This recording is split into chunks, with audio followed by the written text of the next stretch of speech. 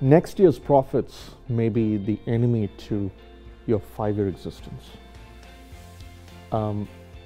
Take the iPhone. The iPhone actually comes out of a beautiful vision, and in fact even the iPod, which is Steve Jobs saying, someday you'll be able to do this and have a song play in your ear. Just a beautiful concept.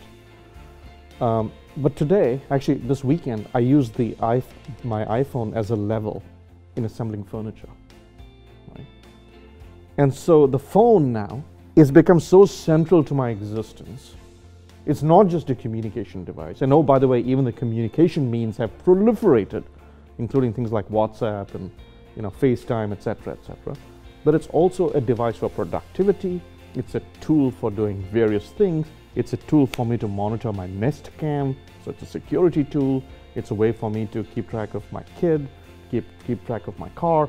It's become this productivity tool. And so now, with the iPhone 10, Apple can charge $1,000 for a phone. Right? So this ability, this sort of wisdom to look beyond next year's profit, but to be willing to enable, and it's a risk, the crowd to work with your platform to create a myriad experiences which adapt around millions of people. That ability to look beyond the next hill, not easy to develop. Takes a lot of gumption, takes a lot of guts. It's risky, but those that do are winning. And if you can build flexibility and functionality into your product to enable that, then you have protected yourself, because the crowd can innovate. And that's where the Internet of Things comes in. So some people say, well, that's, this business of thinking beyond the next hill, sort of taking a leap in the dark, a leap of faith, a shot in the dark.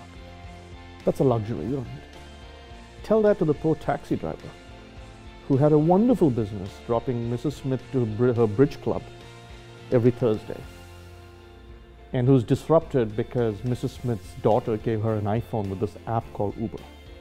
So the alternative to innovation is not, oh, we'll just maintain status quo. Status quo is not a stable situation today. Because what has happened with technology is this explosion of what I call crowd innovation, crowdsourced innovation, right? Innovation of the crowds. These abilities that we've developed, machine learning, Internet of Things, etc., are available to thousands of people. And they're all trying to figure out how can I make my life better? How can I create an experience? How can I create a business? And literally no business is beyond the reach of this innovation. So status quo is not status quo. You're just standing on a treadmill that's going backwards and you just haven't noticed. The Internet of Things, machine learning, all these things are amazing, and as I said, they're transformative. But there is something one needs to be extremely careful of, which is risk, and especially cybersecurity.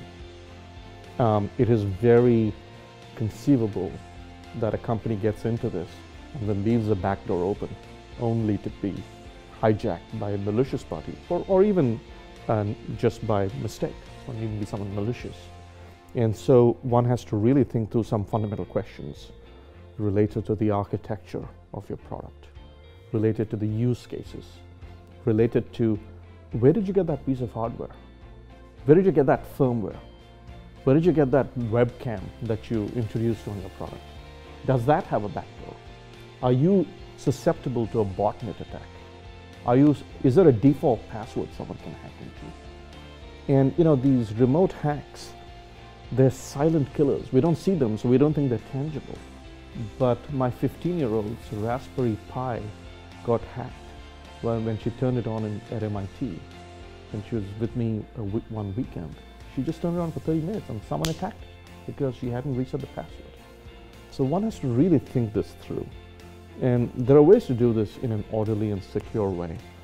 But there are also ways to rush into this without thinking through some of the implications. The good news is it can be done. But it can be done, it cannot be done, should not be done, without very careful adult supervision of the technology.